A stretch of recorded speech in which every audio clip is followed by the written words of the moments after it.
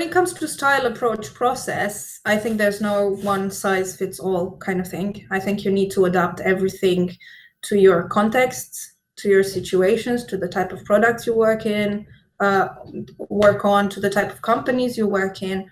For me, it's always a matter of a learning process. And as with languages, I think the first thing when you get started is listen, watch carefully, understand.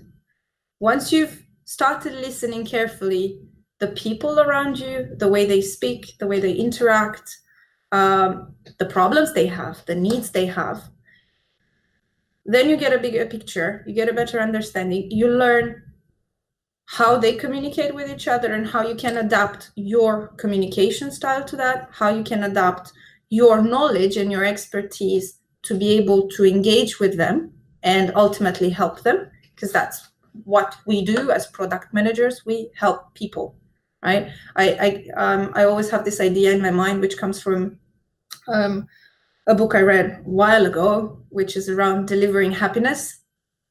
The Zappos story. I don't know if you know, and I see you nodding. So for me is we build software, we deliver software, but ultimately we deliver happiness, right? We build features and products that make people's lives easier, or they are supposed to, or they make people happy, right? And for me, this translates into the business, your business stakeholders, or your direct users, but also the engineering teams you're working with.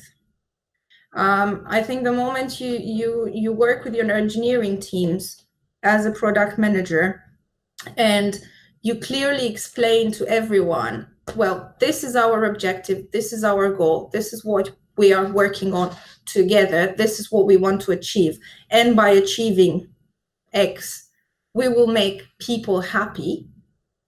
Those teams will also be happy, because at the end, they'll see the outcome of their work and perceive it as, well, we're successful because we made a bunch of users happy by adding an extra feature to this interface to make their reporting tool easier to use, right? So I think to sum it up is more around, first, you sit back, you listen, you watch, you understand what's going on around you without actually jumping to show what you know, to show what you think, to show what you expect. You just listen and watch.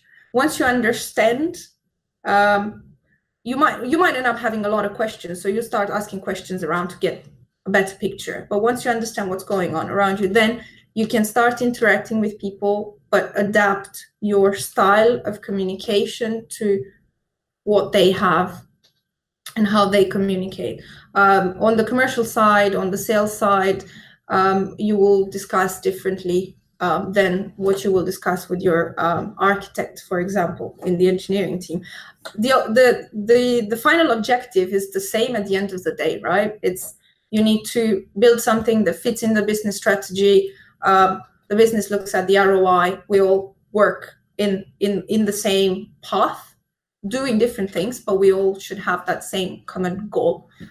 I've been to a very interesting panel discussion a couple of days ago at the marketing festival, in which they debated the relationship between the CMO and the CIO or CTO in a company. The funny thing was, on the panel, there were only chief marketing officers discussing. So there was zero perspective from the technology side of things. It was, of course, a bit biased. But they were all talking about the fact that whether you're in the business side, whether you're in the technology department, or you have a data science, data analysis team, they all work towards the same company objectives and the same company goals. Yes, they communicate differently, but they have the same aim. So in a way, as a product manager, you are the bridge between all of these teams. And to be the bridge, you need to be able to communicate in the language of each of these teams and departments.